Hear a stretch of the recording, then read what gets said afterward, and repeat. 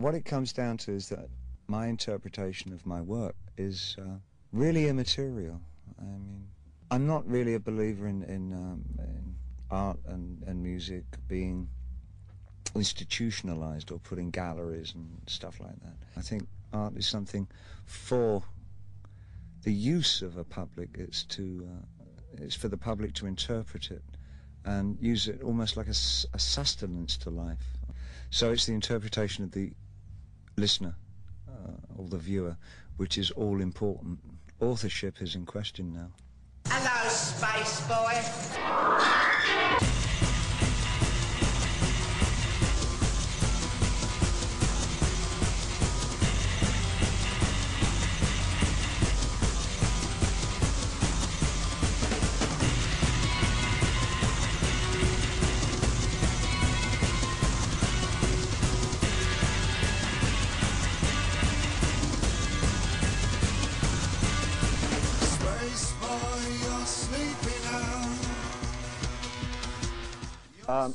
What Brian and I found that we were doing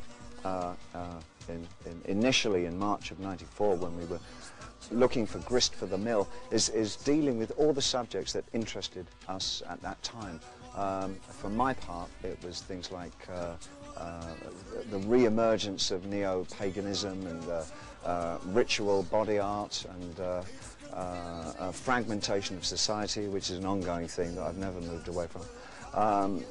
That plus the odd lyric that I'd been writing over the last few months. And all these things sort of became the fodder for what we were doing. And once we started actually evolving the piece, we realized that we had formed some kind of narrative, loose, very loose, non-linear narrative with this small cast of characters. And there was a thread of a story that kept running into conflicts, like real life. There were no tidy endings, no tidy beginnings, and the whole thing was very messy. And we thought, well, that's as it should be, let's not clean it up.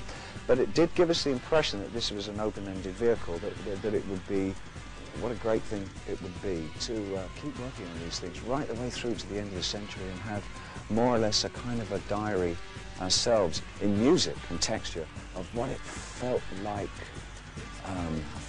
to be around at the end of the millennium. It would be so, wow, I mean, what an accomplishment, you know? And let's do it before anybody else does.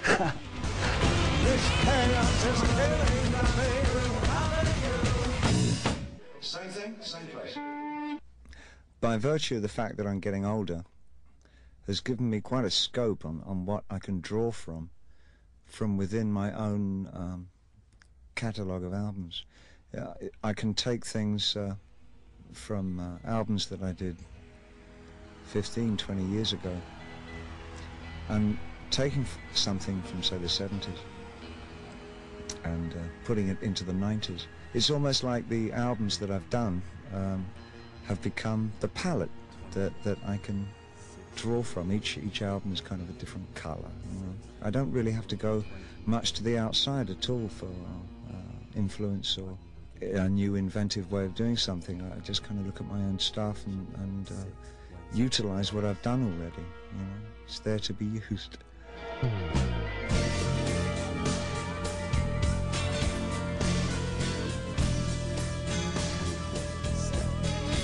There's a similarity in the sense of there's a kind of angst that was in the late 70s albums.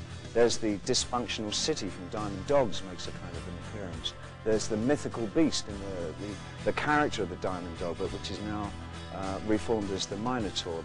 These set, almost signature things that I've written about over the years that are recontextualized now that they're put into this current piece that I've done with Brian. It's kind of exciting getting them all to where they're all speaking different languages. It's like these people have been away and they come back and they're Italian or something. Or Italian, but actually in this case they're from New Jersey. New Jersey. When I was doing the characters in the early 70s, I think it was, there was some problem for me about whether they were stage characters or recreating aspects of my life and taking it on stage, or whether the thing was evolving on stage and I was then pulling it back into real life. And now I think what I'm doing probably to protect my own sanity is that, in a way, it's a precaution, I guess. Instead of inventing just one character, I've invented about 7 or 8, and I think it enables me to retain the guise of an author, but at least I don't identify with them. They sort of remain plastic, malleable creations that I can probably go with and take somewhere else on further albums. So there's a sense of distance now, and I like being in the situation of a narrator, author. I think there's probably more comfortable there than actually inventing and being any of the characters that I create. Stay away from the future, back away from the past. It's hard to rain. Even though there's a very strong narrative and characters in this new piece, Outside, it really isn't what the album's about. The album is about atmosphere. It's about the sound of 1995. The narrative and the characters are really a kind of a skeleton. The content of the album is what's put on that skeleton, which is the musical texture. That's the flesh and the blood.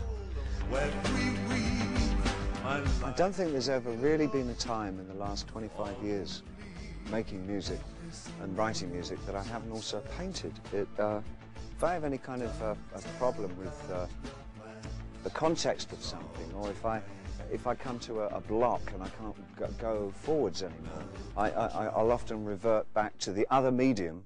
So often if the music side of things is bogged down, that I've got to this kind of impasse, then I'll go and paint it.